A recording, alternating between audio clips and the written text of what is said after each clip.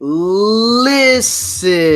Messed that one up. Every time I say listen wrong, people are always very quick to correct me, which is the funniest thing in the world. But thank you guys for joining us here on this new live stream that we got going on here. If you've never seen any of these before, this one in particular, I always started off kind of like with an update, talking about the new things happening on Let Me Explain, with some really big ones, because you can see I got Fernando, I got Zach here. If you've seen the live streams before, you've met them. If not, Fernando, say hi. Zach's going to be back in a little bit, but Hey, Fernando.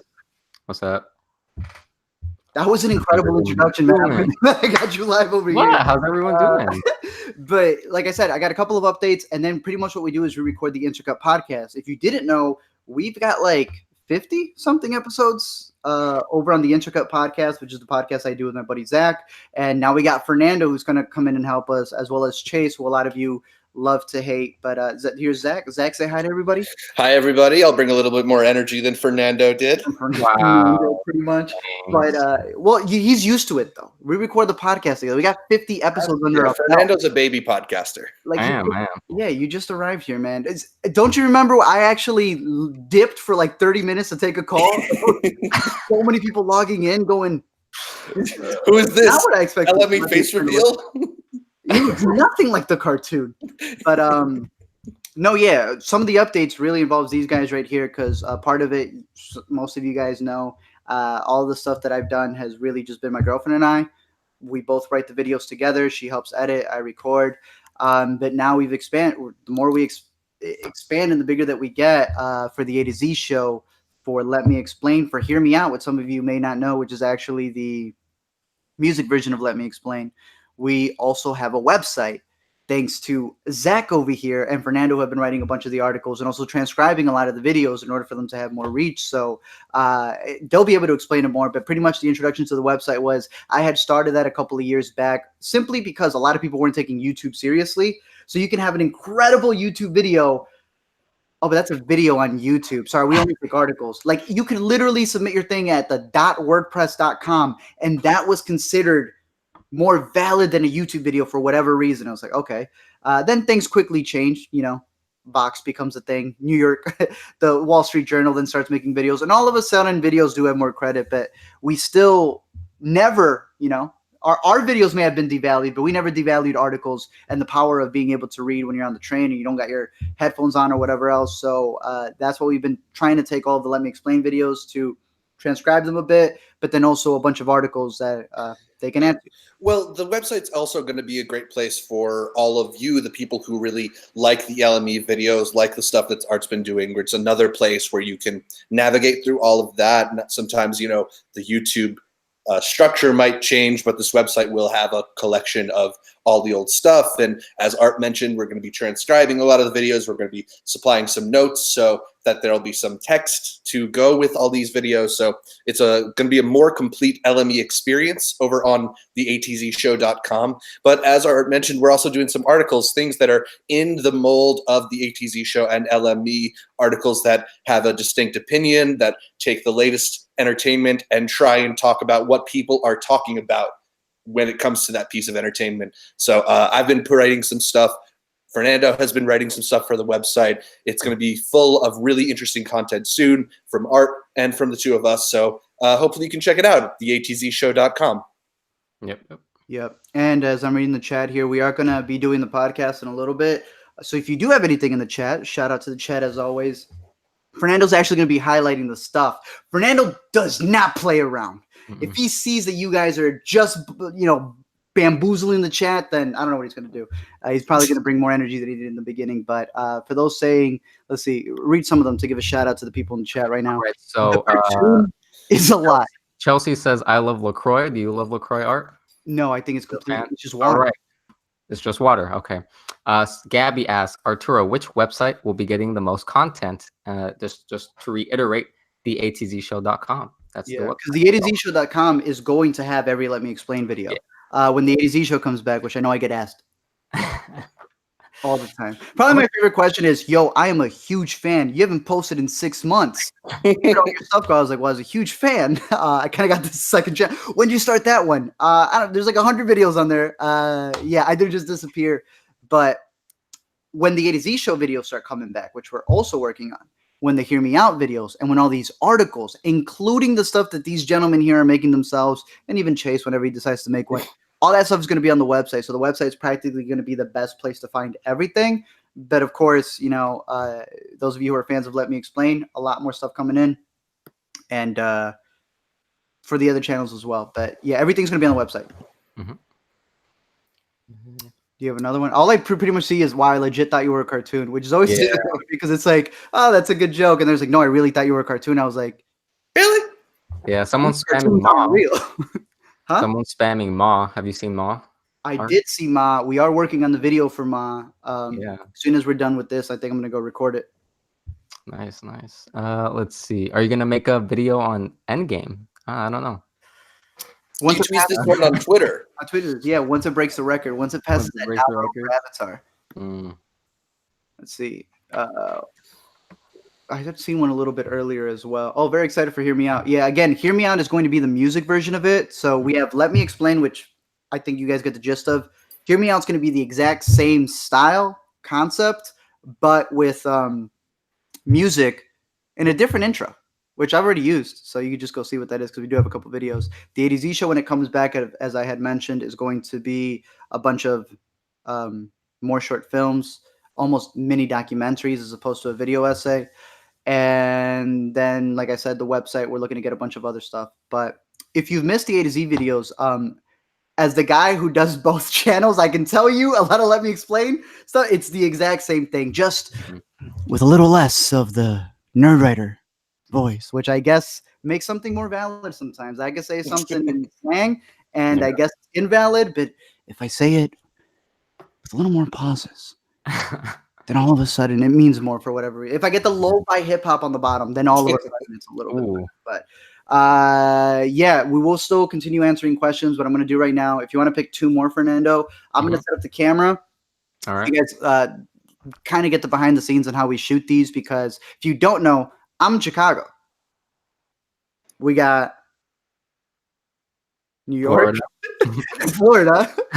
And the differences here is obviously we're not in the same room. So we always record it in order for it to, you know, the live stream quality is going to be the way that it is. But on the Intercut podcast, we always record externally, and then Zach edits it all together. So this is kind of the behind the scenes of me getting up to go do that. Yeah. Someone asked if Art did a Aladdin LME. He did. It's already up on his channel. I saw a couple of people ask about Brightburn, and our other buddy Chase, I think, should be working on that video. And that's when that one is coming shortly. Us LME, I don't know what you're talking about. I don't know what that is. The what? I just saw Get Out, and I will say this because I've said every time I do a live stream, I like, you know, for the people who are actually like taking the time to watch, I always like to flip a little extra. I actually plan on doing a Get Out one, and then the Us one. So I want to, like, at 12 p.m. upload the Get Out one. People will be like, "What? This movie's like 2 years. Does that mean he's gonna do it?" And then I'm gonna drop Us like at 7 or something like that. All right, I'm recording my video, which is already about to die, so I gotta go fix that. And I'm recording my audio, and then we should be ready to get the Intercut podcast. Yeah, I got my stuff recording. Yeah, set that up. You got another question, Fernando? Should be good. Hello. Am I just making sure? Let's see. Are you gonna make a LME on Rocket Man? I think he might. I don't know if he's going to do an LME on Booksmart, but we're going to get into Booksmart in a little bit on this podcast. So stay tuned if you want to hear some thoughts on that movie. Let's see. Yesterday, Art saw yesterday at the. You saw it yesterday Chicago at Critics, Chicago, right? Chicago Critics, yeah. And surprisingly, I liked the one you guys liked from Sundance more.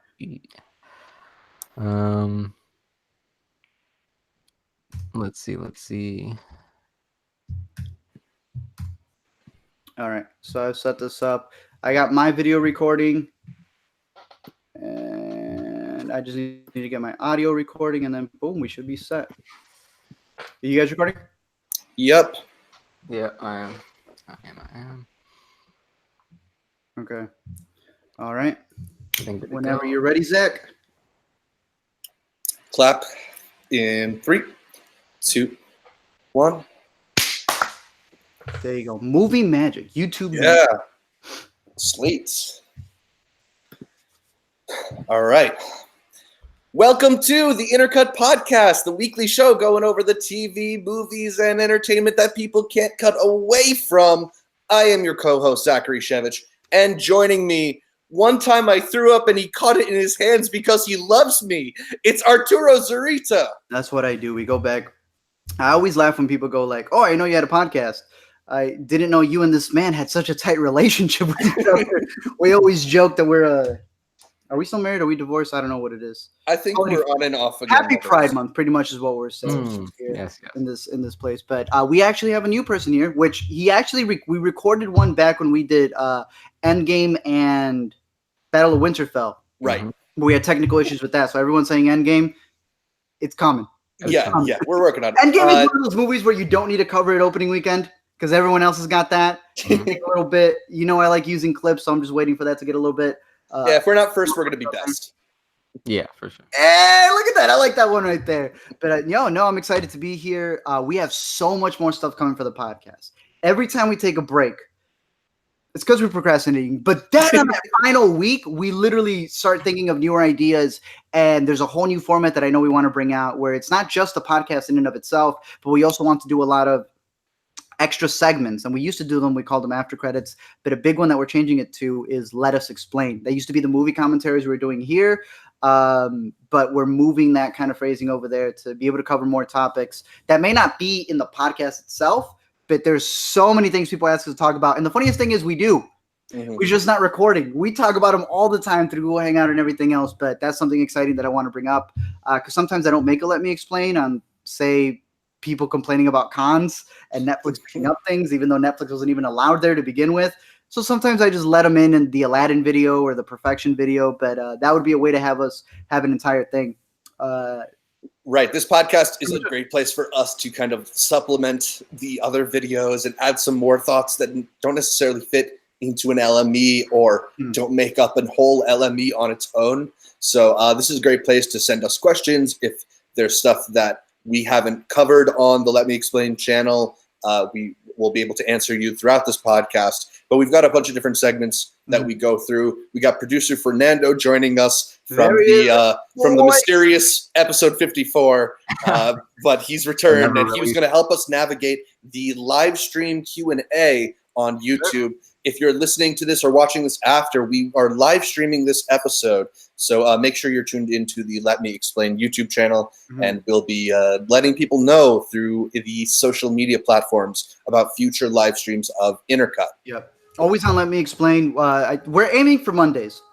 Yeah. And we're aiming for Mondays around this time because I know we have a really big foreign audience. So, like for us, a lot of the things are like, oh, it's 4 for me, 5 for you guys. It's 11 for like half of our fans. That's usually what we get. So we always want to give a big shout out to those who do listen live because we like that element of it. And Fernando's going to help us in making sure that we can navigate the stuff there. And always giving a big shout out to like Alex. Oh, I know Alex being on the shout out, just showing some love. So we appreciate that. Anytime you guys help with the super chat, it helps me pay these gentlemen right here because they do help me a lot. But Thank you, Alex. The whole point is about feeding the family over here. So, Zach, what do we got today?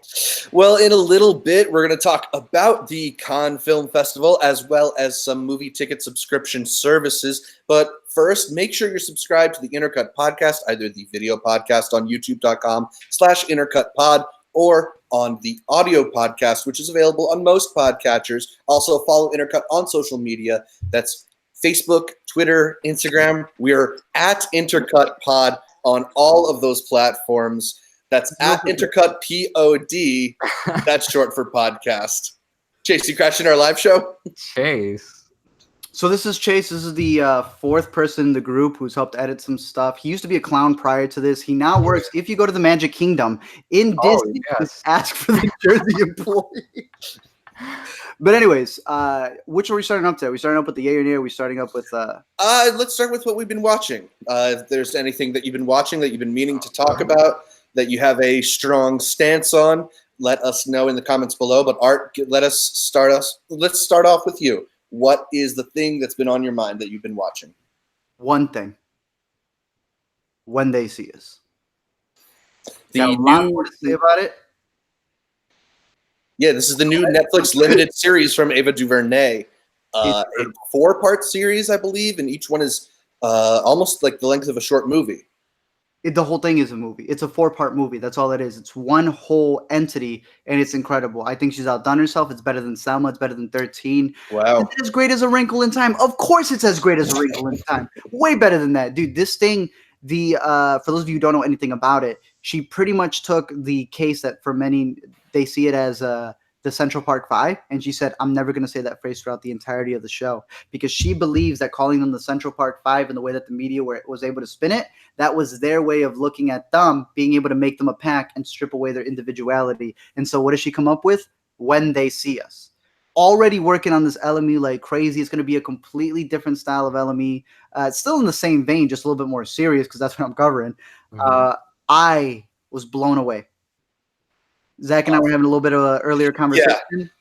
Yeah. This is at the top of my need to watch list. I'll definitely be caught up with it by the next intercut, because I'm a big fan of Ava DuVernay as a filmmaker. I think Selma is one of the better prestige-y films we've gotten in the last, I don't know, half decade. So why? What was Ava DuVernay before she was a filmmaker? Oh, marketing? The publicist. Yeah, publicist. We were just reading up some stuff on her. Ava DuVernay was the person who would wait outside as the junkets were happening. She was the one dividing things. She was the one pitching a movie for other people. She would get stuff and this is complete crap. Now I have to make something out of this. Ava DuVernay has gone on record saying, when I'm walking the red carpet, I know everything that goes into it, because I used to be the person there hours before. She knows how to play the game. Carpet. She's pushed the red carpet. She's literally laid it out. So she would say different stories. Ava just thinks differently. She was talking about how when she was doing an interview, she literally left the interview to make sure that her publicist had a chair. She remembered the days that she was there for 2 hours on the radio with no chair. I think you can see that in her filmmaking from every degree. After hearing this, there was a little bit that she said about why she did A Wrinkle in Time. And it was because she felt that she was being pegged as social justice girl, right, the director. And she's like, I want to prove I can do other things. And she said, I personally believe, I'm not the biggest fan of A Wrinkle in Time, but I personally believe with such a big studio film, what was the biggest touting about that movie? The first Black woman with an $100 million budget. Mm-hmm. And, it's a big studio film. I wasn't really expecting much from a big studio film. I'm looking forward to these type of movies. And I hope she does. She said she wanted to do a John Wick movie. I'm 100% down for that. She's doing New Gods for DC. Yep. I don't know. I don't trust DC's thing because they keep switching directors. Yeah. But when it comes to these things, I think she had done an interview where she had said, I pretty much grew up and realized, you know what? These stories are important. There's something I should be doing here. And she's like, so if you're going to call me social justice girl, at least call me social justice woman. And I was like, It's a masterpiece. It's in my top 5 of the year so far. That's all I got.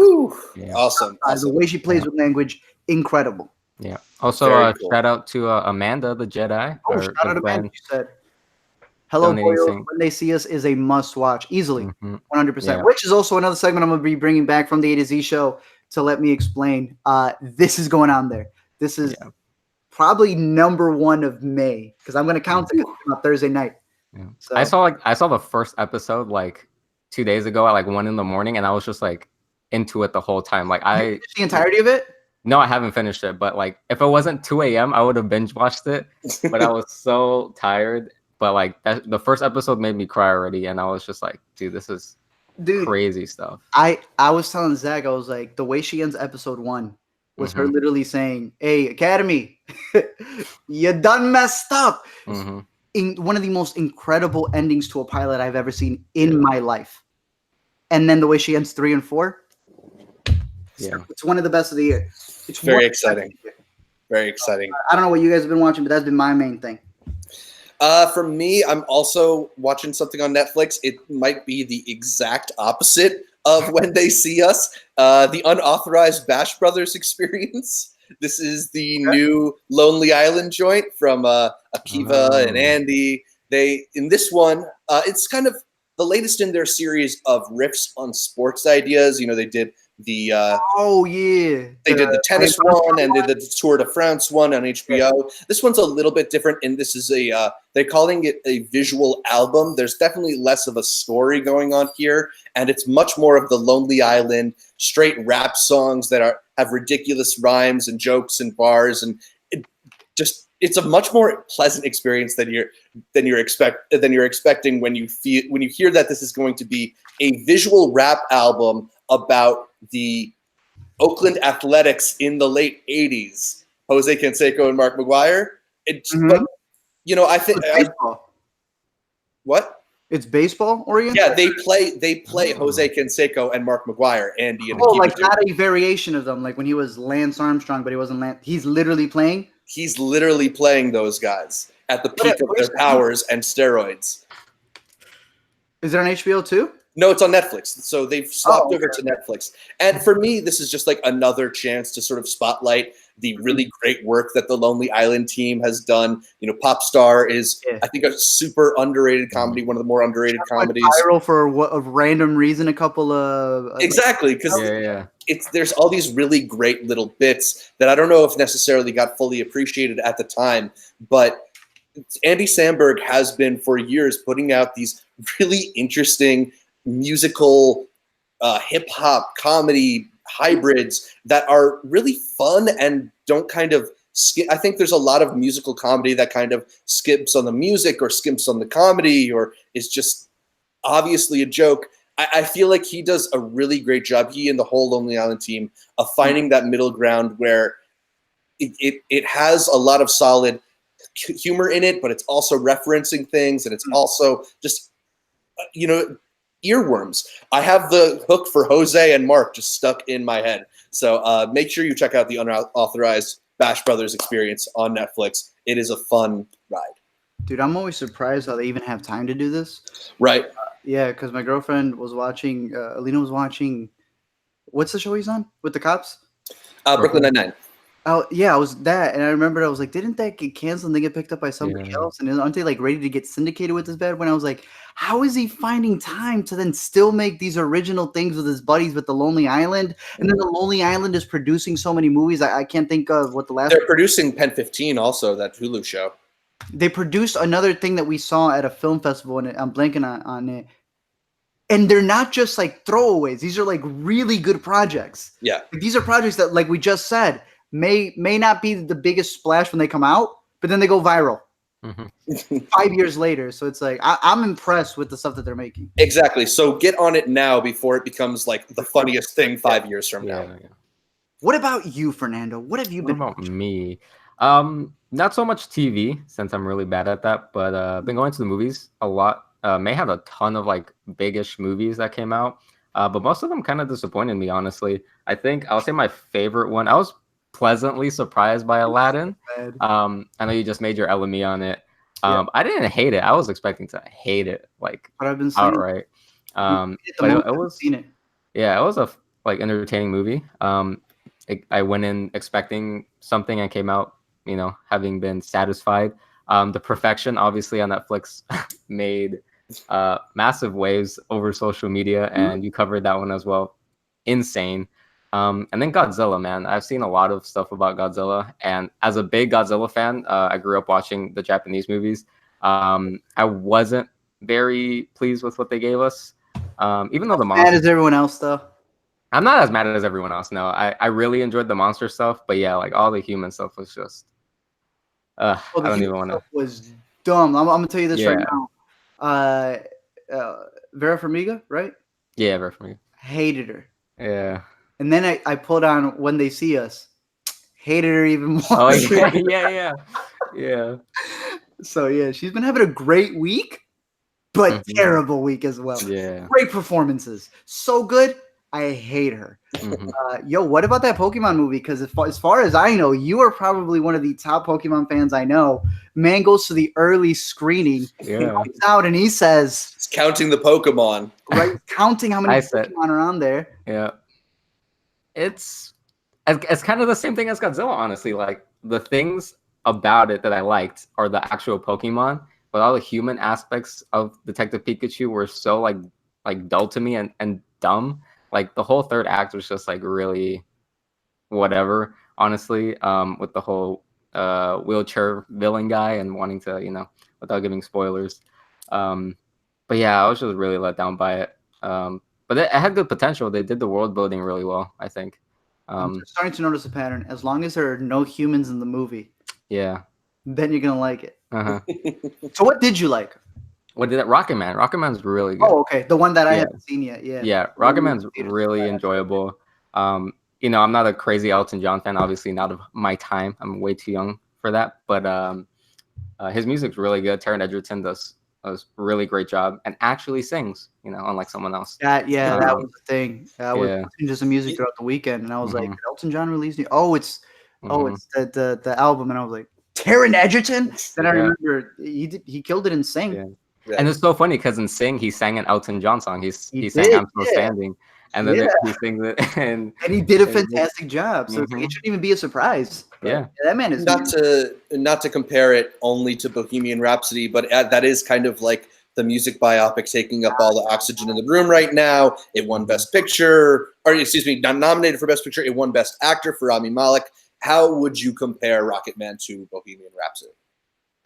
They have very similar elements, and it's strange because I saw this on Twitter the other day, but the Richard Madden character in Rocket Man plays the exact same character that Ian Gillan, Littlefinger, plays in Bohemian Rhapsody. It's the exact same dude. Huh? It's different actors though. As different actors, but they play the same Imagine character. The same mustache twirly kind of guy. Yeah, Can you imagine if it was Littlefinger for both? dude. Wouldn't Yeah. that be insane? What does this end up being? The biopic cinematic universe? Yeah. And everyone, kind of like when they had Tupac and Snoop appear in the other movies like that. How would you put it against? Because I know you were a big fan of Blinded by the Light. Ooh, Still comparing, like- one's a biopic, one's more of Yeah. a musical fantasy bit. So I like Blinded by the Light more just because of the emotional impact I got from it. I think if you're a fan of Rocket Man, like, because at the I also went to this like Fandango early screening of Rocket Man. Everyone was like 40 years plus, like, older crowd. Obviously, people who are fans of Elton John, they're gonna love this. I think it like highlights his life in a really beautiful way. I like Blinded by the Light more, but Rocket Man's still really good. So I see someone in the comments said, I want to say it's Alagrura. Was it not because they worked together in Kingsman? Completely forgot. Elton John is in Kingsman too. Yeah, they did. Weirdest subplot. They are, yeah. That makes no sense in my opinion, but they did work together. So that's actually kind of interesting. That is a fact. So yeah, that's what we've been watching this week. Yeah, so let us know what you. Go watch. Don't watch anything else. It's in the comfort of your own home. You can watch it on the toilet. Let us know what you've been watching in the comments below on YouTube or by shooting us an email. The address for that is intercutpod@gmail.com. We are going to move on and talk about the latest happenings in the entertainment industry in a segment we call Yay or Nay, starting with the Cannes Film Festival, which wrapped up at the end of May, and the major awards went to a lot of major directors. Bong Joon-ho's Parasite took home the Palme d'Or, the top prize at Cannes, while the Dardenne brothers won Best Director for their film, Young Ahmed.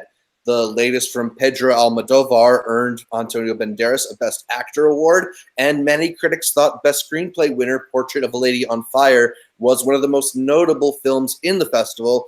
But Art, yay or nay, you're more interested in any one of these movies than Quentin Tarantino's Once Upon a Time in Hollywood, which also premiered at Cannes. Yeah, I think Parasite. The Lighthouse not win anything? I don't believe it did because I think it was playing in part of Critics Week, so I don't think it was eligible for these awards. Yeah, it didn't win any major award, but it won the Best Reviewed Movie for the Critics Night. So that is why The Lighthouse, Mm-hmm. then Parasite, and then Tarantino. So I would say it's a nay for me. I'm excited for Tarantino, but at the same time, I'm more ecstatic for the other ones. Don't overlook at that, Zach. I'm looking over here at the chat. Jewel of the Andres, Yeah. guy who gets 10,000 the last time made me freak out. What the? This is. I think that equals out to $2 and something. Yeah. I was trying to figure out what COP is. He still gets the shot. I forget what currency it is, but he still gets the shout out. The donation's a donation. We appreciate you, Jewel of the Ant. But you already let the pizzazz go. You got me on the. Yeah. You should have saved it for when I had a group. Yeah. You got us in the first half. Yeah. But I'm more excited for the other two, specifically because of the performances. I've heard Robin Pattinson's performance is incredible. Our boy Carson, he said Defoe's performance was the best of his career. And this is a man who saw eternity at its gate. Okay, like we're talking like the one of 5 people who saw that movie last year. Okay, I mean, liked it. He put it in his top 10. So when he says this, I truly believe him. Yeah, The Lighthouse is the latest from Robert Eggers, and Robert Eggers previously did The Witch, which was, of course, a big hit at Sundance, and a lot of people are really big fans of that movie. I think there's a lot of reasons to be excited for more work from the guy who made The Witch, and from everything I'm hearing, The Lighthouse is going to be a really interesting film, a really kind of absorbing, unique type of movie. But I'm with you in that I think maybe my most excited is Parasite. Shout out David Ehrlich. He said that is Bong Joon-ho's best film now. And when you say that about a dude who made The Host, Memoirs of a Murder, Okja, Snowpiercer, right? Yeah, and Okja was one of your favorites of that year. So. Yeah. So that's some big words. So if you're throwing out stuff like that and it's winning Palme d'Ors, I am immediately going to become more excited for Parasite and anything that Bong Joon-ho does, really. So, yeah, a lot of things to be excited for out of Cannes, not necessarily just the Tarantino. Yeah, I'm also really looking forward to a Portrait of a Lady on Fire, also because Neon picked that up too and positioned that in December. Right there, yeah. In December. Ooh, in December, yeah. Wait, who picked up Clemency? I always said it wrong. The winner of Sundance. Yeah. Neon A24. I don't know how many times I need to repeat. Neon's got a lot of bets this year. I don't know how many times I need to repeat this to you guys, but yeah. Yeah. And then, go ahead. I was just gonna say Parasite is coming out October in the US. All right, look at him with the dates over here. Who picked that one up? Yeah. Neon. Parasite's Neon, dude. Parasite is Neon. Dude. It goes Neon Warner Bros. Speaking of movies that got picked up from the Cannes Film Festival, Art, I know you wanted to talk about a film Twitter controversy that bubbled up as a few movies that were at the Cannes Film Festival ended up being picked up by Netflix, including the what was it? The second prize winner, Atlantics. Yeah. What was that? Atlantique. Yeah. Art, what did you think about the conversation around? Hey, you're just adding. No. I'm just adding this on. Okay. I'm letting you go. So I see you liked my thesis that I was given before this. I have this little theory. It's not even a theory. This is my statement here. I have noticed that for whatever reason, this isn't for my audience. Like the viewers who watch Let Me Explain, they know what's up. Critics forget that they watch movies for a living and families don't. So when they're going to the theater, it's for a completely different reason than the studio didn't have my seat ready. No. Like I don't even have that. Sometimes I'm blessed with the opportunity to have a pass, for a festival or something. I pay for every damn movie. I find it funny when critics are like, "What? No one's watching Booksmart." Dude, you saw it for free at South by. You saw it for free. You're not even supporting Booksmart. Some did. I'm not speaking for those. I always hate the people who come over here. If the shoe don't fit, it's okay. Then join me. Here's what I'm getting at to these other people. There are some people who, one, have realized with the Booksmart scenario, why is no one watching Booksmart if we reviewed it well? Maybe it's because you have zero influence whatsoever. That is not a bad thing. But now we're seeing what happens when some people get denied to be able to go to these press screenings, which a press screening means they're for press, the media, people who can get the word out there. Clearly, everyone who they let in for Booksmart, again, no offense, I'm not saying all bad writers, but what I'm saying is your reach isn't going places. Meanwhile, other people can't go. That's why I just pay for everything, because some people have deemed me unworthy to be able to get a free ticket. So I was like, all right, doesn't matter. I'm supporting the filmmaker, not your crappy publicist or whoever else didn't do that. You know who gets the publicist's email 2 weeks later when the video is the biggest one? That's the stupidest thing. And I hate judging things by numbers, but the case that comes down to this is that I've been hearing a lot of people complain about Netflix and the fact that they don't promote their movies the way they want to, or whatever it is. And I'm very much of the belief that it's like indie movie marketing. Indie movie marketing, what they do is they let word of mouth spread. I would 100% be for Netflix being able to host these cans, however, people say it both ways, and it at least be available for you to watch everywhere, as opposed to, having billboards or whatever it is out there. If the movie is good, it will spread. That's just how it goes. So my biggest thing that I've noticed is the certain people complaining about Netflix, and the people over here who are like, oh, Tarantino, Nolan, I love those directors, but it's funny that they have a problem with Netflix. Meanwhile, the Ava DuVernays are making When They See Us. Meanwhile, 7 Seconds got picked up through Netflix. Now, granted, we always talk about the One Day at a Times. 7 Seconds, I believe, also got canceled. Like there's different, Netflix is also still trying to thrive off of the audience, but I have noticed there is a really big shift between the people who are complaining about Netflix because they need their movie to be in a theater. They know good and well the movie's going to lose money, but I like watching my movies in a theater, so it needs to be in a theater. Meanwhile, other filmmakers who may have never had the opportunity to tell their stories are getting it. So sorry, but I'm siding with Netflix for a majority of these discussions. And for those of you wondering, well, why aren't people seeing these movies? Do I have to do Netflix's job for them? Nah, you a critic. Do your own damn job and spread it. That's all I have to say. Thank you guys for watching Intercut Podcast. Appreciate you coming in. So it's a big nay from me when it comes to the critics complaining about a service that is literally allowing you to watch movies from the comfort of your own home. And do the filmmakers get paid, Zach? I believe the filmmakers still get paid. Zach, are the filmmakers eating, Zach? I believe the filmmakers are eating, yes. Get out of here. Ridiculous. Go watch When They See Us, a Netflix original. Moving on from Cannes. In a busy few weeks for movie ticket subscription services, Cinemia abruptly stopped operations. AMC's A-List raised its prices a couple of dollars in 15 states. And Alamo Drafthouse unveiled a new unlimited movie plan for $20 per month. Art, you released Let Me Explain on the Cinemia shutdown, but yay or nay, the Cinemia shutdown was the biggest piece of news in movie ticket subscription services. Yeah, easily. They took people's money. Like, that's garbage. AMC A-List did rate. They now have 3 different tiers. Like the top most tier includes New York and LA. I get that. You live in New York, Zach. How expensive is that? It's very expensive. So I get it. And then you're telling me what? It's just an extra like $2. I'm okay with that. I understand that it can build up after time. I just checked my Amazon Prime. I remember when Amazon Prime was $89. I just checked that right now. It said $119. Yeah. Wow. I mean, that's what a lot of these services do is, they start with lower prices to try and get different people to sign up, and people think, oh, it's such a good deal. And then they slowly raise the price of it over time. I mean, there was a time when Netflix was much cheaper than it is now. And now they keep on increasing their prices too.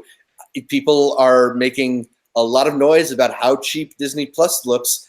That's what it is when they want you to sign up. Let's see a year or 2 years from now how much Disney Plus is going to cost you. So yeah, I'm still AMC A-List is the best product out there right now. Not everybody has an Alamo Drafthouse, but that's cool. Everyone's still waiting on Regal. I don't know what they're waiting for. Yeah, they should be coming out with a good one because they're the only other big theater chain that can rival that can rival AMC. I was reading half the chat there. That can rival AMC. That's it.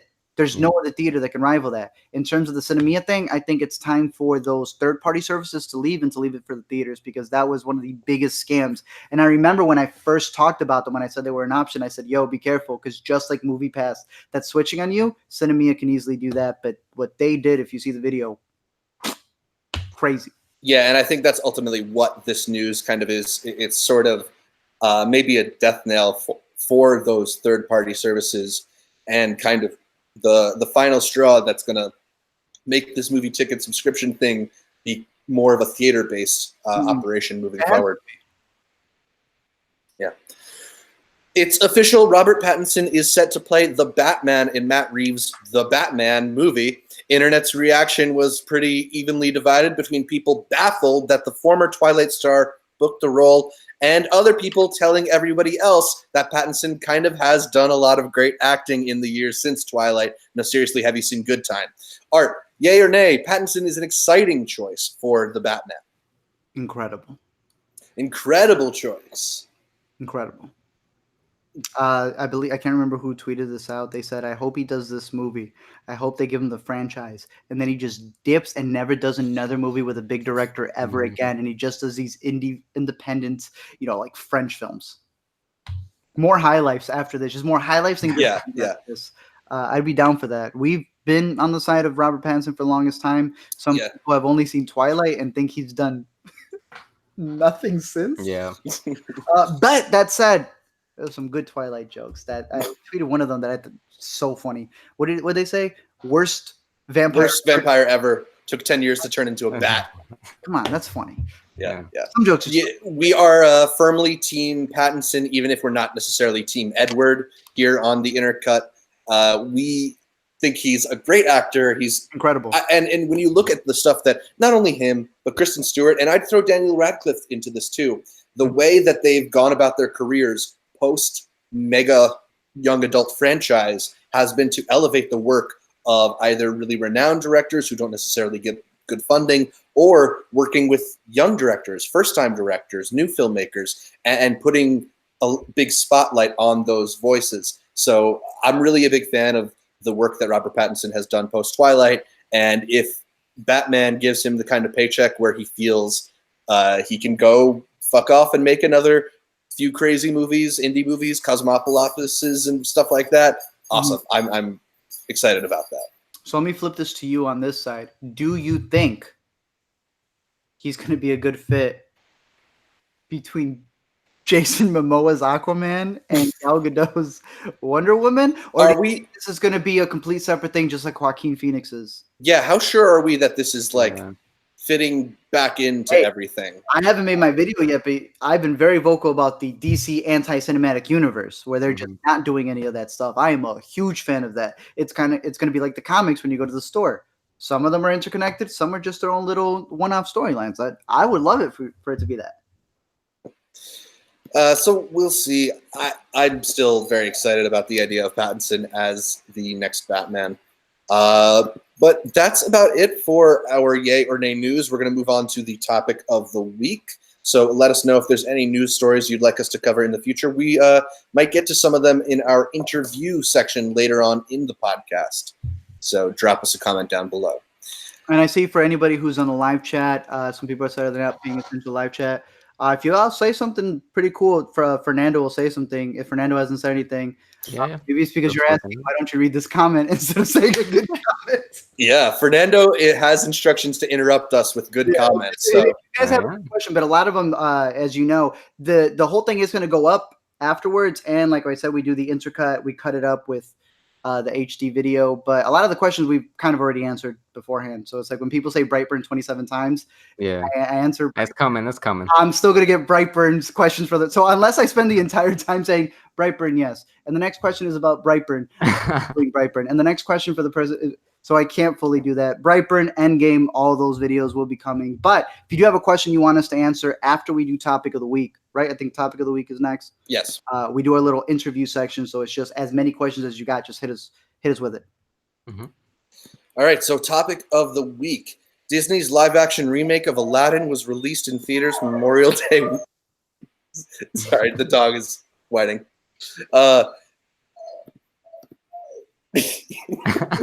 Come here. Someone know the dog story. I'll tell the dog story. So pretty much Zach. This is my dog's journey right here. Yeah. Your dog's journey. Dog's journey. Yeah. So a lot of people don't know this, but he's recording the third in the dog cinematic universe, which we have a video coming out for soon. What was it? A Dog's Purpose, A Dog's Journey, and now it's a Zach. Pretty much. He found this dog, and now he's been pet that dog. What? Pet it. Don't be like Jon Snow. Yeah. Yeah. Here we go. I'm petting Ghost. Don't worry, guys. Yeah. All right. Topic of the week. Let's go. Yeah. Right. Disney's live-action remake of Aladdin was released in theaters Memorial Day weekend, as recent indie comedy darling Booksmart was also released the same weekend. Annapurna Pictures released Booksmart in over 2,000 theaters, about half as many as Aladdin played in. But it only made a fraction of what the Disney movie made. Olivia Wilde took to Twitter to urge fans to see it, writing, "We are getting creamed by the big dogs out there and need your support. Don't give studios an excuse not to greenlight movies made by and about women." Her tweet set off a series of reactions from voices on film Twitter debating the merits of seeing Aladdin versus seeing Booksmart in theaters. Aladdin won the 4-day Memorial Day weekend box office with 116 million, while Booksmart came in 6th place, only making 8.7 million. Art, Aladdin is a nearly $200 million production based on a widely popular children's animated film. Booksmart is a modestly budgeted movie about 2 high school friends having a crazy night. Can you explain why these movies were pitted against each other? Because film Twitter thinks that they're the voice of everybody, and nobody knows anything that's going on film Twitter unless you're on film Twitter. Why the hell would an independent movie make $100 million when the Disney movie didn't even make $100 million? Why are we calling something a box office bomb where, according to this, earlier on the budget wasn't there, but the budget was $6 million. Its return is 14. And that sounds successful to me. Week. Yeah. That's success. I hate when we pretend it bombed. No, it didn't. Not making $100 million. Yo, set your expectations for the right level. I have a bunch of other things to say in terms of when they see us, when it comes to language and stuff like that. But phrasing things a different way to say, "Oh, it bombed," just because you said it bombed, that doesn't mean it. If it's $6 million, and then that's how much it made, it ended up making 14 mil. Movies like it, was it Edge of 17? I think made 12. Yeah. Right. In total. In total. How is this bad? I did not understand that whole idea, and I brought it up in the Aladdin video of trying to pit these two together. One of my favorite parts was this. I remember originally someone had retweeted Booksmart and said, because the movie was coming out, they retweeted it and they said, well, when are we ever going to get the movie about the girl who grows up without the best friend? And I'm like, that's valid. Why the hell you had to drag Booksmart and this couldn't be its own tweet? I have no idea. So it was really funny seeing the rebuttals from the Booksmart fans going, this is ridiculous. Why do you have to quote, tweet, and drag? I don't know if we have a phrasing for that, do we, Zach? About, because we have subtweeting. We know what subtweeting is. Mm-hmm. You don't at them, but you're clearly talking about them. This is some form of sub retweeting where it's like you're trying to ride the wave of this tweet. Yeah, I don't know how much the sub there is about it. It might be Dom tweeting. Exactly. That's fully there. The reason I think that's funny was because people had a problem with that. How dare you drag Booksmart with it? You same douchebags were completely okay when the tables were turned and it was in your favor. I then proceeded to see a lot of people who were doing the complete opposite. When it came to Aladdin and quote tweeting Aladdin to make sure that Booksmart made more, then it was okay to make fun of Aladdin because, and I assume it's because people just don't see Aladdin as a creative project with, actual workers and stuff. They see it as a manufactured product by Disney. It was funny by Sunday when people start realizing that they're yelling at their POC audience and they were like, cool. Well, we think Aladdin is cool.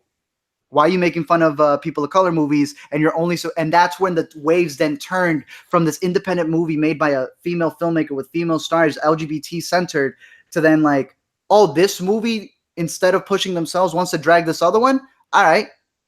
Right. I saw a tweet. There's an all-white movie. And I saw a tweet go fairly viral on Monday night from Kumail Nanjiani, and he said, a studio blockbuster starring mostly brown people is the #1 movie in America. That's pretty cool. And I think that's one of the major things that kind of shifted the discourse away from the Olivia Wilde supporting the small movie made by women about women to, wait, Aladdin is actually its own achievement.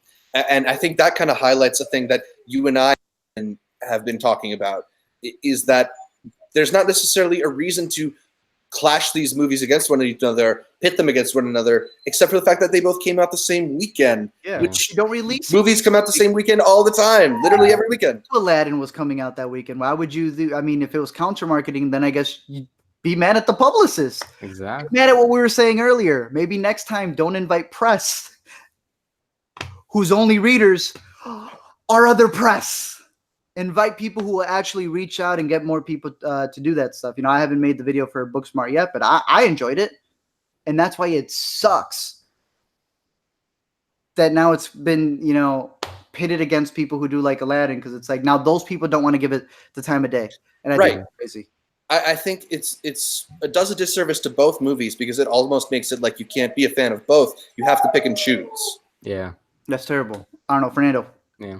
Um, Another thing I saw related to this was the fact that Booksmart got released on Netflix, like overseas, and so that caused it to get like leaked online. People obviously torrent stuff all the time. Um, so I don't really think that would have like a huge impact on box office, because I think if people want to go see it in theaters, they're gonna go see it. That's just another like thing I saw going on. But yeah, my big thing was like I don't know how release dates, like who chooses the release date. The studios obviously do, but like, why put your movie in between Aladdin, Godzilla, John Wick? Like, I don't really get that. during blockbuster season, and on top of that, you Exactly. want to know the craziest part? Do you know it's released on Netflix in foreign countries? So Yeah. now you're asking why it didn't make that much in the theaters when they also released it on VOD Yeah. in some countries. Well, I think that also brings up another point that is not going into this conversation. In that Aladdin is a family movie. Aladdin is a movie that people are going to either from nostalgia or to entertain their kids. Booksmart is a rated R movie directed at an audience that isn't old enough to buy an R-rated ticket. Yeah. Hey, this And is Zach. I don't know. What if there was a way to watch the movie at home? yeah, maybe Yeah. an internet savvy teenager could, I don't know, torrent it Yeah, pretty if it was readily available. exactly. But what I'm getting at, Zach, is what if there was a way to legally watch it at home? 14 mil. I'm sure, I don't know, some service that's making 100 million a month Yeah. would have enough to curate maybe 15 right off the bat and would have had a lot more people to be able to talk about it. Kind of like The Perfection that came out and had a lot of people talking about it. Kind of like When They See Us. What's the one with Ali Wong that's out right now? A big fan of that. Always be my baby. I thought that movie was hysterical. I saw that one twice. I want to see Bookmart again. Unless I torrent it, I got to go back to the theater to watch that one. So it almost seems like the best possible scenario for an independent film is for it to be streaming, but a movie's not a movie unless it's in theaters, right, guys? Yeah. I thought the story spoke for itself, but I guess it's got to be in theaters, and now it's considered a box office bomb, mainly because while we're saying $6 million for budget, we all know those theater prices, like just to be able to distribute your movie, costs so much. So that's where I just go, I love the movie. In my video, I'm going to praise the movie. I did in my South by video when I saw it. Y'all messed up on the marketing. I don't know how else to say it. Like that's a talent in and of itself, and Yeah. they messed it up. And Annapurna, the studio that distributed Booksmart, is not a studio that has done a lot of distribution. In fact, this is only the second movie they've put into wide distribution. The first movie they put into wide distribution was Catherine Bigelow's Detroit, which also underwhelmed and only made $16 million. So it's not like that. It's not like they have the experience in putting out a movie to a mass audience. This is kind of where Annapurna seems to be at right now. Yeah. And I don't know. I just don't know if this is necessarily the movie that's going to break through. Track record. The literal studio has the same track record. Exactly. Crazy. What is your opinion? I know because it's just three of us guys here, but that idea of not just saying my movie's not doing well, but it's, yo, if my movie fails, then that speaks for women everywhere. Why, if the newest song in Aladdin, which turns out, according to my video, everyone liked Jasmine's new song, is pushing females? That one doesn't count. That's not a female empowerment movie over here. Or the other female-led movies are not female-led movies. Do you get what I mean? Like, why does promoting Booksmart then have to be a vote for women everywhere? Why can't people not like Booksmart but still like that female empowerment movie over here? Yeah. Captain Marvel had way more hate. That prevailed a little bit. I don't know. I'd be curious. I'd be curious to any women who are in the chat in that voice, because I heard a lot on Twitter of a lot of people saying, I like the movie. There was that one tweet that we said where that one girl said, these are my 4 favorite coming of age movies. Yeah. 17. It was this one. It was a couple of other ones. And Lady Bird. the thing she got back, Lady Bird, wasn't, hey, here are some other ones, to broaden your horizons. Yeah. Hey, have you checked out this one? Hey, these are great, but maybe perhaps these. No. A verified person had to take this younger who has no idea what the hell film Twitter is and goes, maybe try watching movies past 2016. What did that help other than for you to go viral? Yeah, I mean, that's the nature of Twitter, where people try to dunk on people. And I don't know. Dunk on, and then they get mad. It's like, you do the exact same thing. Shut your face. Yeah.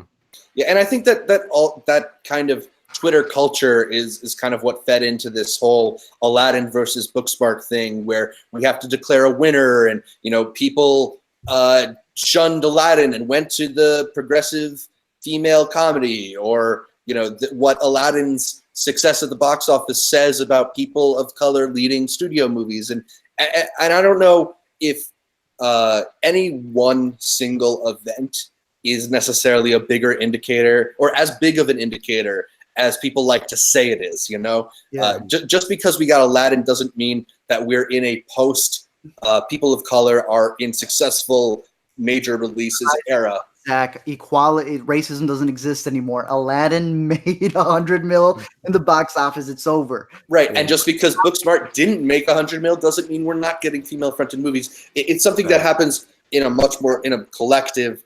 I get why someone like Olivia Wilde wants to position herself as part of this movement.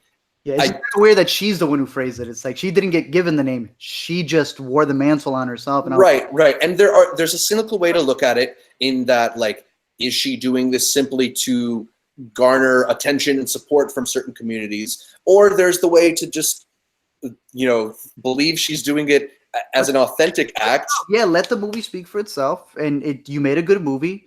Once people see it, they'll like it. But I don't think it's necessarily an awful thing for Olivia to come out and basically be like, look, this is what happens if we don't get you to see it now, it's not going to stay in theaters. That's how the theater economics works. So I got a good question here from Roderick Perez, who says, do you think the oversaturation of amazing independent movies by Netflix, because there's so many, that it's maybe hurting independent theater movies?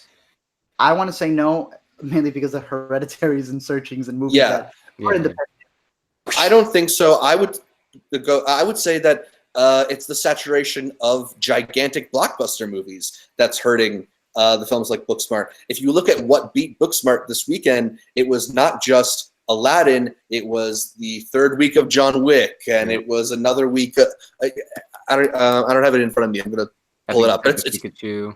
Yeah, another week of Pikachu and Endgame. And Endgame again. Yeah. It's these major movies that are taking up a lot of space at the box office. I don't think it's an indie film glut. I just think it's a film glut. Yeah. Dude, I agree with you. We've said this before. That's why, I understand Tarantino's, Nolan's, and Spielberg's view. That's mainly because they're the ones who make those blockbusters. And it's what we said. Is a family really going to go see Booksmart that's rated R?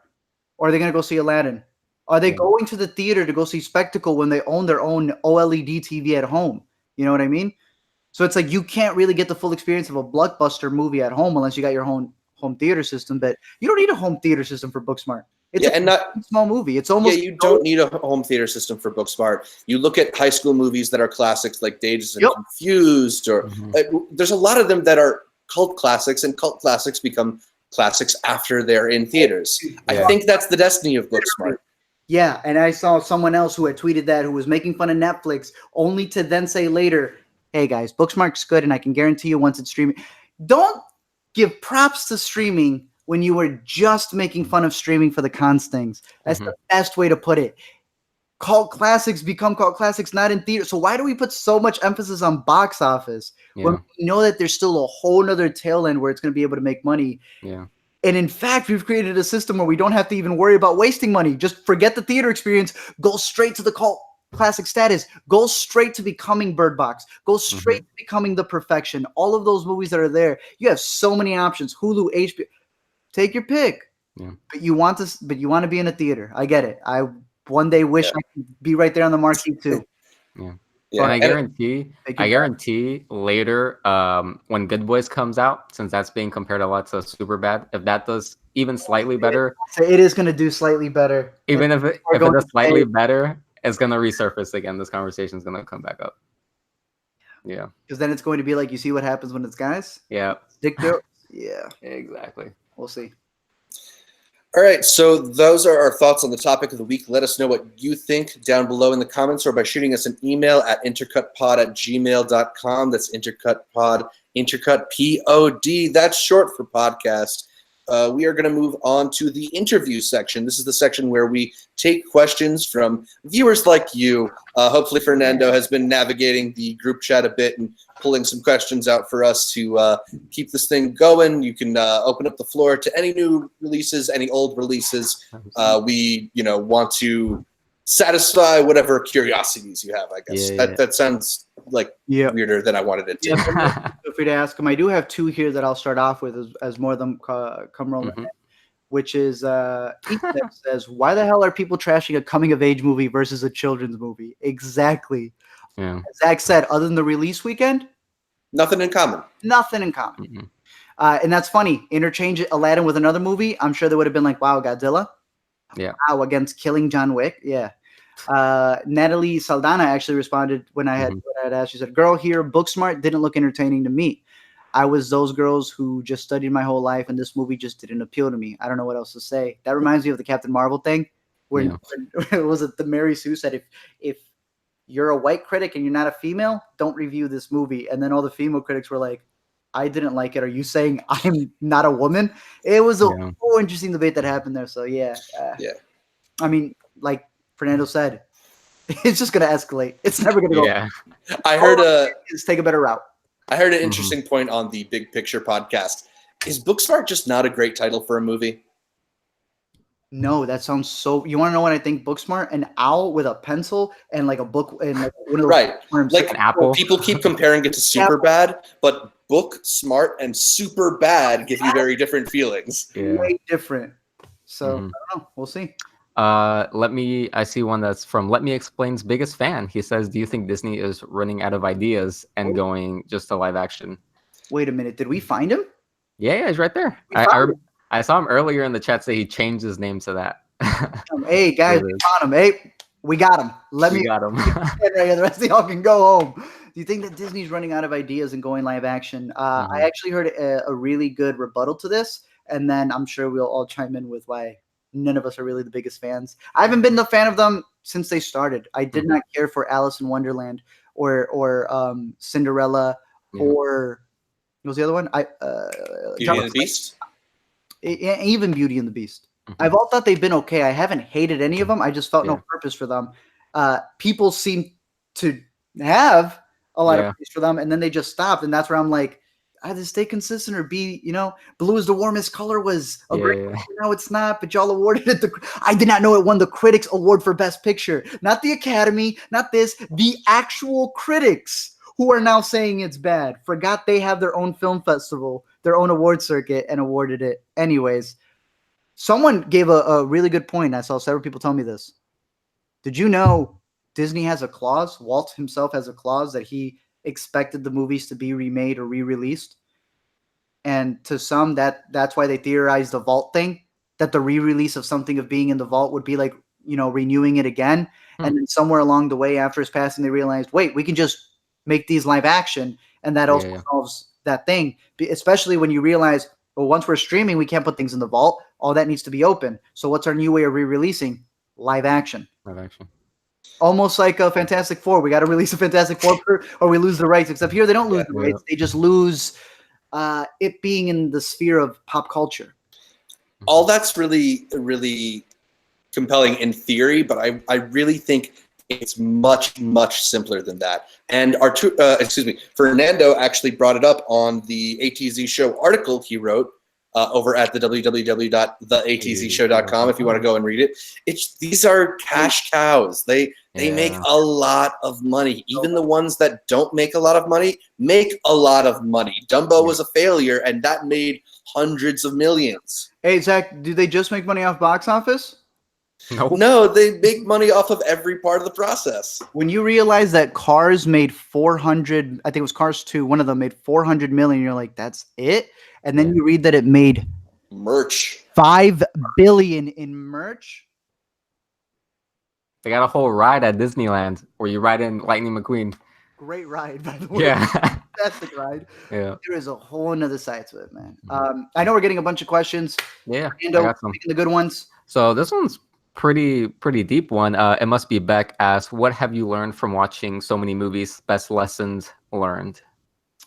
Just the perspective. I do a lot of traveling to offset seeing what I see on the screen. I truly believe, and I've said this before, a lot of people who don't interact with, I don't know, other people outside their own circles, their only image of those cultures are whatever they see in movies. So I think there's a really big power in movies. I know there's always that debate, oh, a video game shouldn't, are video games dangerous or whatever else. I personally don't want to say that, but I do believe that if you can say a movie can push you to cry or push you to change your life or do something positive, then I do think movies also have the ability to do something negative. So one of the biggest things that I've gotten from it is just being able to see movies, documentaries especially, that put me in a world and I don't even have to be there. Yep. And So, I think there's a huge responsibility on filmmakers. Yeah. So Jewel of the Andes donated again 20,000 COP. COP. Guys, we're eating tonight. I'm getting AirPods for the whole group. Let's go. What do you say? He said, Disney stays in power because we keep it that way. Recently streamed Searching on HBO. Currently rewatching On My Block. Love them both. Do you have a work of art list to watch during the summer? I do. I was actually kind of thinking of a lot of people don't know I have a letterbox, and I do have that link down below. I did my list. I got this from Zach, actually. He told me, he's like, dude, you can make a list and just put every movie you've seen and you can put it in order. I was like, dope, I'll do that. One, I'm trash. I upload it very late, but all of to answer your question, it's all there. Most of them are there for the stuff that we've seen that should be getting releases. So you can go check out that list there. I will be doing the, at the end of the month. I do have the May one that I'm working on right now to cover not only May, but to kind of be like, hey, by the way, in June, these are movies that I did see. I don't know what's getting a June release compared to that or something in the summer like that. But what I do, Fernando's got some ideas. Bro, Climax fans are crazy. Y'all need to relax. I made that whole list, and instead of anyone saying, wow, I can't wait for your top 10, everyone just said, Climax is that number what? What? Yeah. Bro, I got yelled at by so many people. I'm thinking of putting that private then. Yep. A couple of people are asking about if we're excited for Stranger Things season 3, which is dropping in July, I believe. I mean, I'm Millie Bobby Browned out, but yeah. That's one of those things that I think maybe once people start saying good things about it, I'd get excited, but it also feels like it's been away for a little while. Yeah. Right? Yeah. Just to circle back to the must-watches, on the website, theatzshow.com, we have a ongoing feature that will be continually updating of what we think, what you think are the best movies of the year so far. And we've got links in the descriptions of those movies to the videos where Art is talking about those movies. So if you want to see Art's thoughts on any of the best movies of 2019 so far, head over to www.theatzshow.com and check out the best movies of 2019 so far feature. And it includes my co-host here as well, because you always vary. Quickly, you guys are going to realize, yeah, his opinions are always trash. I'm going to go listen to what he said. That's the thing. I love that I've built it to a degree, and I love this relationship that I have with the viewers, where if I go, oh, this movie reminded me of Suspiria, I hated it. They hear it reminded me of Suspiria, and they go, yes, let's go.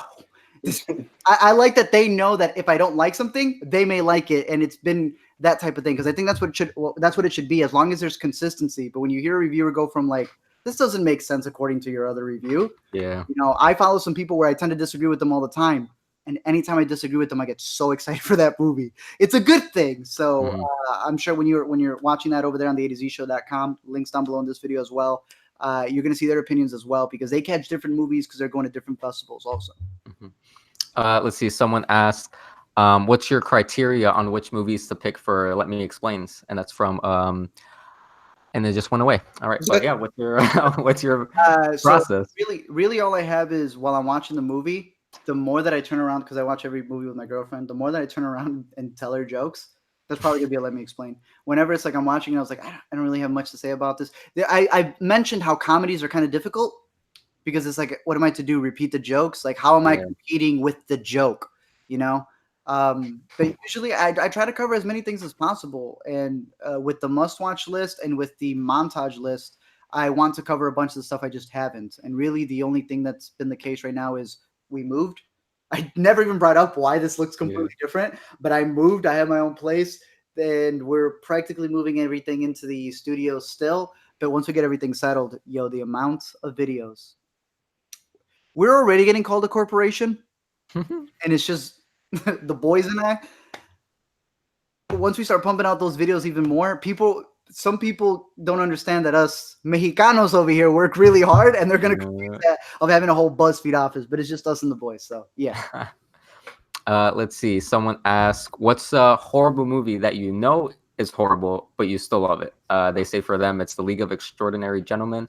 For me, I'll say a movie that I know is horrible, but I still love is Wrath of the Titans, like the Greek gods movies. Hey, yeah. You being on the channel. I'll send you your severance package. Dude, I'm just waiting for them. I'm just waiting for Hollywood to make a good Greek god movies. Like I grew up reading the Percy Jackson movies, and when those movies came out, I was like, bro, what the hell? Experiences with Percy Jackson when that came out. Interesting. So Liam Neeson as Zeus he's so good as Zeus. Mine, I want to say Time Traveler's Wife. That's a very big difference. Like me. Everyone always says it's one of the worst movies of that year. I don't see it, but I also haven't seen it in 5 years. So I'm sure when I rewatch it, I'm gonna go like, y'all allowed me to watch this and buy this. like people knew I liked that movie so much. I think I was given to me 3 times. Oh my gosh. What the hell? So yeah, probably that one, Time Traveler's Wife. What about you, Zach? I don't know if this really counts because movies that you see when you're young shouldn't count, but I know a lot of people trash on Cool Runnings, and I kind of love Cool Runnings. That's not, yeah, that one's okay. Yeah, but okay. I love Cool Runnings. So like he reveals his tattoo with it's even got the skis on it.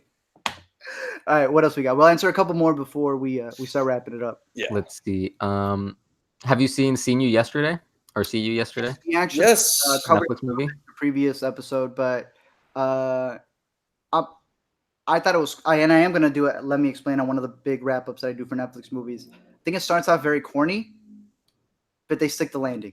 Yeah, we were kind of the landing. I think we were both impressed that the movie had the bravery, I guess, to take on such heavy storylines, given it has overall a pretty light and breezy tone, and it's got those jarring tone shifts. It feels like a fun, it feels like just like a fun teen movie, and then all of a sudden we're at a funeral or something. But it also feels like it's PG-13, and then Zach goes, "Did you hear them swearing?" And I was like, "Yeah." It turns out it's rated R. Yeah, so it's kind of a tonally confused movie, but I liked it. I was entertained by it, and I thought it had a pretty decent message. I've been told by a lot of people that they couldn't get through the whole thing, and I was like, get to the ending at least. I agree. Yeah. I don't think the beginning, I want to rewatch it for the ending. I don't want to sit through the beginning. Yeah. The ending sticks it. Here, let's look at these right here. I'm going to do them really quick. The first thing that comes to your mind. Have you seen Maniac? I did. I thought it was okay. I also thought it was okay. It was more ambitious in the design than in the actual story. Did you like it, yay or nay, Fernando? Out of the 2 episodes I saw, nay. Okay. Really quick, classic movie you would recommend, 12 Angry Men every day. Ooh, that's a good one. You took what one of my go-tos is, so I'm going to go with Network, and if that's not old enough, I'll go with Casablanca. Come on, Fernando. Ooh, let's see. Godfather. Yeah. All right, that counts. We would have said Inception. Have you seen Edge of the World? I did. I was watching in the background. Got to watch it again. Have you guys heard of this? It's on Netflix. Edge of the World with these kids. A lot of people were telling me they cried at the end of it. Is it Edge of the World or Rim of the World? Yeah, like Rim of the World, I thought. Yeah, Rim of the World, and it's got a couple of YouTubers in there. Really? Yeah, I gotta give it a rewatch again. See, oh shoot. Do you still read since you watch a lot of movies? I read comics in my spare time. That's like my thing that I don't want to make videos for, because my comics are like I can read these. And not that watching movies feels like work, but I know I don't have to take notes or overthink comics. If you guys read it all. What's a book? You're an idiot. LME, what is your real name? Arturo. You can follow me at the A to Z Show, where I go under Arturo over on Twitter. Do you make you read less? Yes. Is there going to be an LME Patreon? There is. We're working on it. There's actually a real cool thing that we're actually setting up. We're going to do the membership through YouTube. I've kind of paused my Patreon for the A to Z Show, mainly because a lot of people assumed it was just going to be interconnected with the A to Z Show. I had it more as an umbrella, but I paused that for when we bring that back. but more so because I want it to be more YouTube centric. And the YouTube membership one, it's one flat fee, but it allows me to give you LME emojis and PNGs that stand out in the chat. I'm really excited for that, but we haven't quite finished with our 8-bit pixelized thing. It's crazy. I didn't even know they allowed you to do that. So yeah, that is coming up. Thank you for asking. It must be Beck. Go ahead. It must be Beck has asked a couple times. Do you think people are running out of cool ideas for movies? No, I just don't think that the people who have the cool ideas are getting the funding they should. Yeah, I mean, I'm going to point out that your favorite movie of last year, Searching, is a movie that probably could not have existed 3, maybe 5 years ago. Mm. So as long as there's new things happening. New things being created. Dude, the other day I heard there was a part in the movie where they got into one of the jokes was the Uber. They were in an Uber and they start making out, and the joke ends up that they were in pool. I was like, that joke can't be delivered in the 90s. Yep. Like, you can't do that in a taxi. That can only work with the technology. That's the always be my maybe thing. And pool, exactly, yeah. Yep. Best documentary ever. That's a difficult one. But I'm going to think of a recommendation to give you, and that is Dear Zachary. That's probably the saddest documentary ever. Saddest documentary I can think of. Yeah, I'm giving it will definitely impact you. My favorite documentary ever is Exit Through the Gift Shop. I think that's the kind of movie that like makes you question what even is art. Fernando, if you want to answer this one, I'm not going to let you answer this one because someone just straight grilled you. They said, "No, I know." Says the one I saw that one. Said he read all Percy Jackson. I saw that. Okay, so that was during my middle school times. What's a book is to like now, okay, because I don't read now. But an intense documentary that I would recommend is Citizen 4, and that's looking at the Snowden scandal that happened. It's like a thriller basically, but it really happened. So yeah. The thoughts on Brick? I thought it was okay. I like it a lot. I like it. You ever read Fables by Vertigo? I have not, but that is definitely one of the big, long-standing ones that I would like to go back to. Will this podcast be up offline? It will. The live stream itself will be up for 24 hours as I always keep it. And then by the end of the week, Zach takes the entire thing, makes a whole HD cut to it over on Intercut, which again... You can check out at youtube.com/intercutpod or by subscribing to our social medias at intercutpod on Facebook, Twitter, or Instagram. All right, I'm going to answer 3 more right here. It says, what was the first film that stuck with you? I always tell my sophomore story where I had 12 Angry Men, early Nolan, Godfathers, a bunch of AMC classic movies. So those were, for me, it was a whole bunch. You guys? For me, The Usual Suspects was one of the first times I was like, whoa, a movie can mess with your head like that? Yeah. For me, early on, Star Wars obviously was the first thing that like became like a fan of, I would say. And then as I got older, a movie that stuck with me forever is Her, I would say. Ooh, when I go back to. Good choice. Final 2. Do you still get copyright strikes for reviewing movies, shows, and documentaries? Check the Twitter. That's why I always say it's funny that movies like to tweets or I'm promoting the movie and I still can't even get the measly. Yeah, usually I leave it up because I'd rather me get my opinion out there. I paid for the movie. Like, I already paid for the movie, and then I'm still making them money off of the edit I made. It's crazy. That's why anytime I ever see anyone in the comments and the viewers, you ever see that foolishness in the comments when someone goes like, oh, you don't know anything about movies? Boy, shut your only pirated or Mr. Press, I only get stuff for free face out of here. No. But I almost like, what am I supposed to do? Gloat about that? Like, I only complain about the copyright strikes when it's something like the one that recently happened where it pissed me off because they were literally stealing a story from a deceased person. So yeah. Final one right here. And I like this one because it's actually a little bit different. What do you think of the new upcoming gaming consoles? We'll wrap it up with this one right here. Gaming. Ooh. I personally am super excited because I see so much versatility coming. I believe that they're going to allow you to not only play 4K video, but they're going to this new set of gaming, I think is going to revolutionize everything. I personally think so. Yeah, for sure. I'm a huge gamer. I can't wait for the PS5 or whatever they're going to end up calling it. But I really think that between the different competing gaming consoles, they're going to go for cross-play, which I think is a huge thing. I mean, they announced with the new Call of Duty, they're gonna do crossplay between PS4, Xbox, and PC. So that's something that we've always wanted. Now at that point, it won't even be to the point where, you know, I used to be an Xbox guy. I got a PS4 because all my friends had PS4s, right? But now it won't even matter. But now So, it won't matter, yeah. Yeah. You should still So- get the PlayStation. But you're right. Yeah. Zach, I don't know. Do you have any Yeah. opinion on that? Are they still making a new FIFA? Yeah, they make one every year. Okay, I don't know how probably get different it would be. I'll probably get one. One thing, and I gave Zach a whole 30-minute dissertation on this. Nothing will ever beat the PlayStation Portable.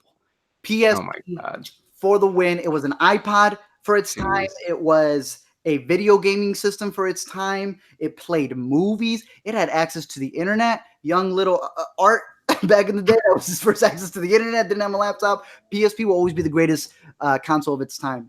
You had a PlayStation Portable, and someone had a PlayStation 2, you could play the exact same game, but they were stuck back home. You could go on the subway, you could go on the bus, you could do whatever. That's true. PSP was trash. Bartek Champ, it was nice having you on. I appreciate you. PSP was the greatest thing.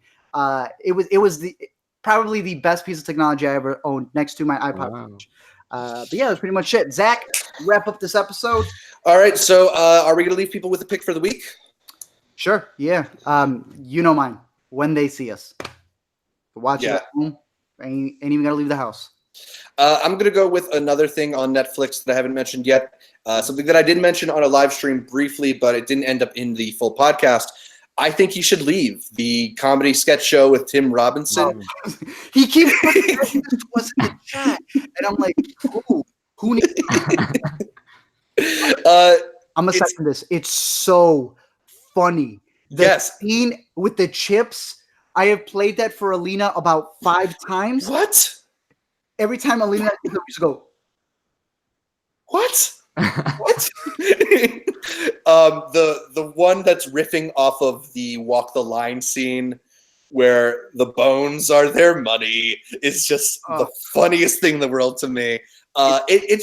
This is just a hilarious show. Tim Robinson used to be a writer on SNL. He talked about how a lot of these were ideas that he's had for years that didn't get onto SNL. There's an amazing sketch with Will Forte. There's an amazing sketch with Vanessa Bayer. It's 6 episodes. Each episode is only 15 minutes long, so it's very easy to just breeze through it. If you don't like the first episode, just quit. You're not going to like it. Yeah, it's not going to get any better for you if you don't like the first episode. But I think you'll like the first episode. It's really funny. Fernando, you're... I think I would say probably Rocket Man if you want to go to the theater. That's probably the best movie out right now, unless you want to, see Endgame again and help it beat Avatar. Yeah, help independent film. Or watch John Wick 3. Yo, John Wick 3 surprised me. I had a video on John Wick 3 for those who said. But that's pretty much it. Yeah, you can listen to every episode of the Intercut podcast on iTunes, SoundCloud, or your favorite podcatcher. I like Overcast, and then make sure you're subscribed not just to the audio podcast, but to the video feed as well on our YouTube channel at youtube.com/intercutpod. You can catch our bright, smiling faces as we break down the latest happenings in the entertainment industry. Please leave us a comment, like the videos, consider heading over to iTunes and giving us a 5-star review. And like our Facebook, Instagram, and Twitter pages, all of them are at IntercutPod to get updates from us throughout the week. Art, where can people find more from you? Right here on this channel. Right here on this channel. At the A to Z Show on Facebook, Twitter, Instagram, and YouTube. And you can find all of us on the HTTP right? Yes. So semicolon /www.https in case you're in school /hyphen theatozshow.com. You can catch .com.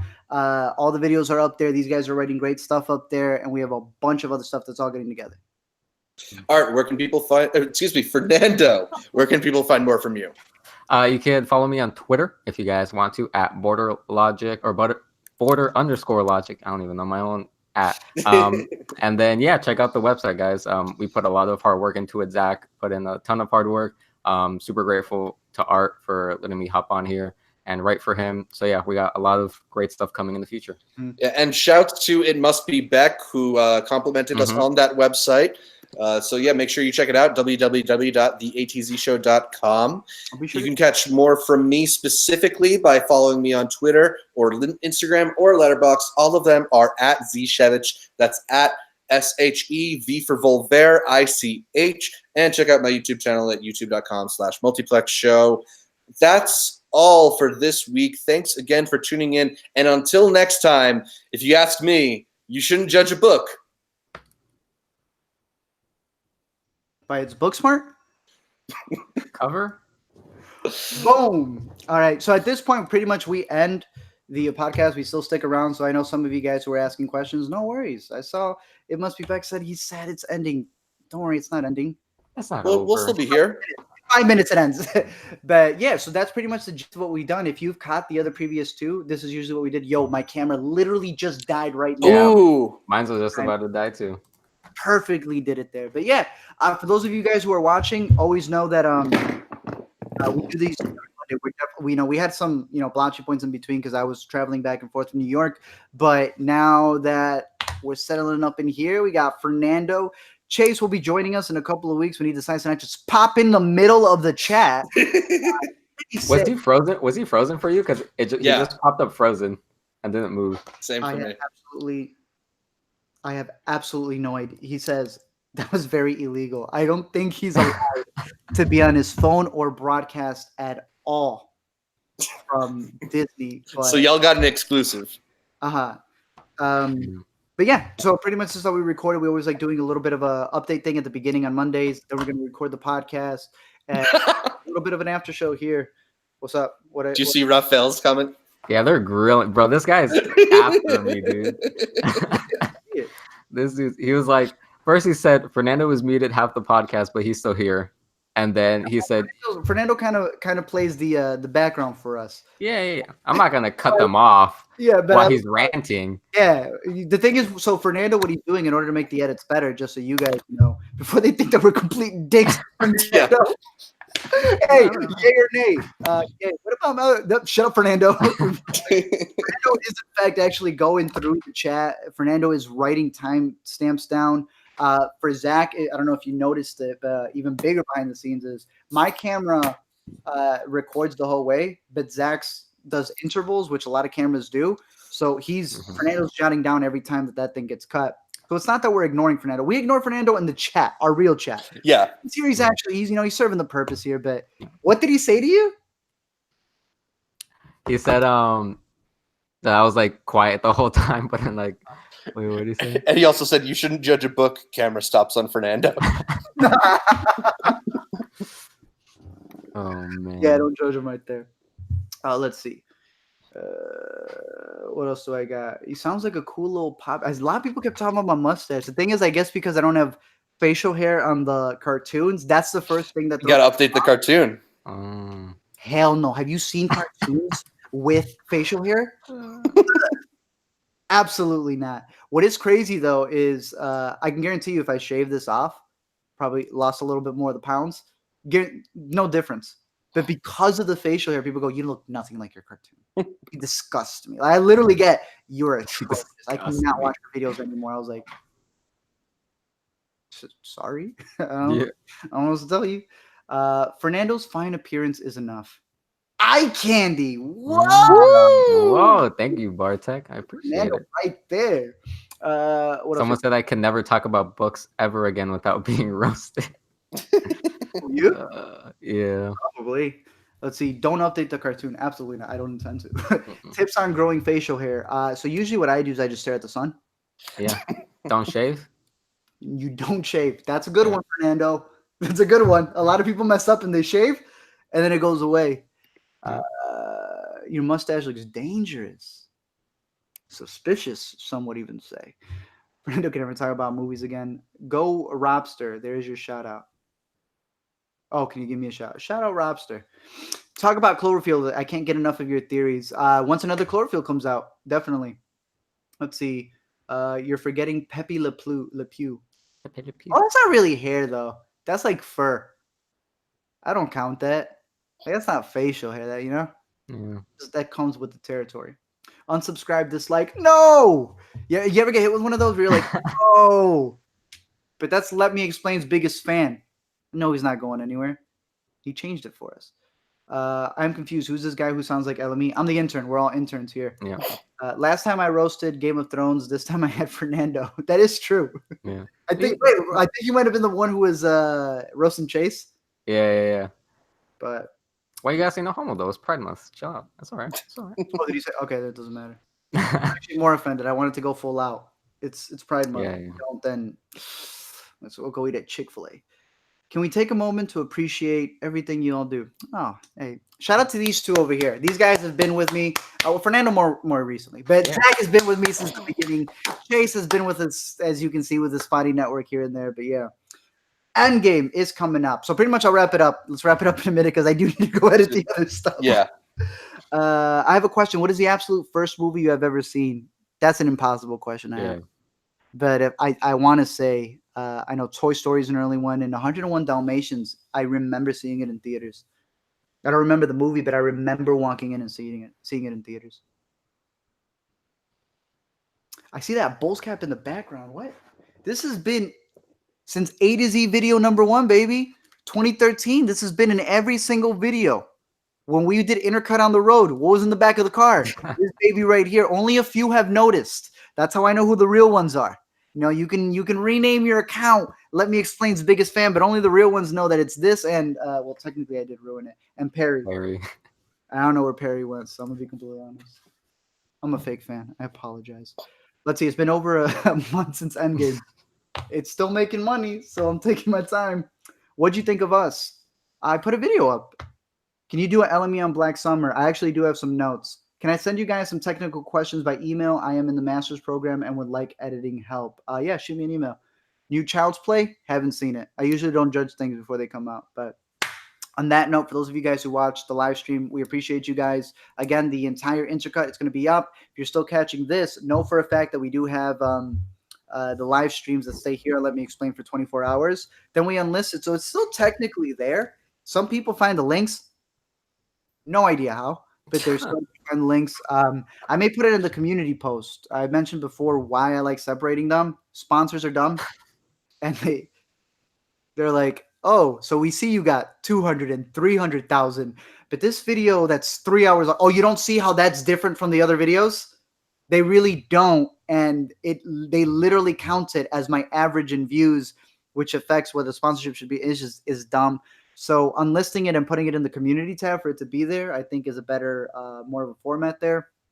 But again, we really want you guys to watch the Intercut podcast on the Intercut channel because, I mean, that's where it looks the best. So yeah. Other than that, thank you guys for watching. See you guys later. See you guys next Monday, technically. Yeah. Talking about more movies. Watch when they see it.